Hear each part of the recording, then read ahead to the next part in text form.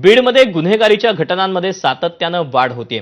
एका तरुणीनं छेडछाड आणि ब्लॅकमेलिंगला कंटाळून आत्महत्या केल्याची घटना घडली। महिनाभरापूर्वी कॉलेजमध्ये जाणाऱ्या साक्षी कांबळेनं मामाच्या घरात गळफास घेऊन आत्महत्या केली। महिना उलटला तरी न्याय न मिळाल्यानं साक्षीच्या आईनं थेट उपमुख्यमंत्री एकनाथ शिंदेंना पत्र लिहिलं। साक्षीच्या आईनं दिलेल्या माहितीनुसार आजच्या दिवशी मुलीचं लग्न ठरलं होतं, पण अभिषेक कदम नावाच्या आरोपीच्या ब्लॅकमेलिंगमुळे मुलीनं आत्महत्या केल्याचा कुटुंबाचा आरोप आहे।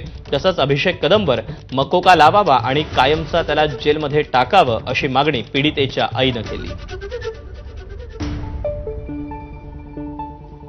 माझी मागणी एवढीच आहे की त्याला शिक्षा झाली पाहिजे आणि माझ्या साक्षीला न्याय भेटला पाहिजे। 10-12 मुलं असतील बहुतेक, ह्याचेच मित्रातले टोळीच आहे ह्यांची एक, की हे काय करतात, मुलींना फसवतात, त्यांचे फोटो काढणार आणि मग त्यांना ब्लॅकमेलिंग करणं, ही त्या मुलांचं हीच आहे, एक रॅकेटच आहे त्यांचं। त्याच्यामध्ये 2 मुली पण शामिल आहेत।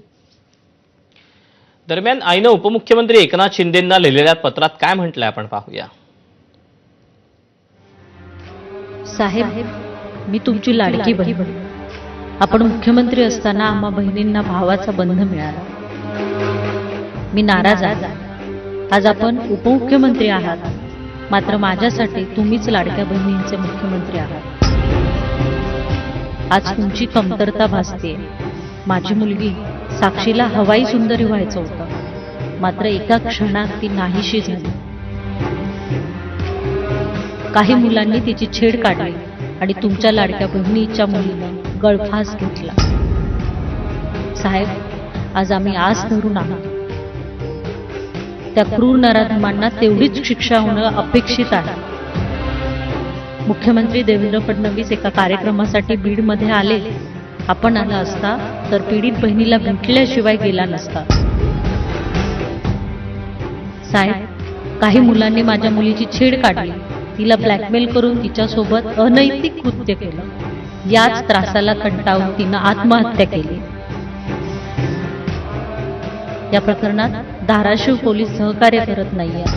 माझ्या मुलीसोबत जे घडलं ते इतर मुलींसोबत घडू नये। यानंतर वळूया पुढच्या बातमीकडे। जम्मू काश्मीरमधील विविध भागात ढगफुटी सदृश्य पाऊस झाला।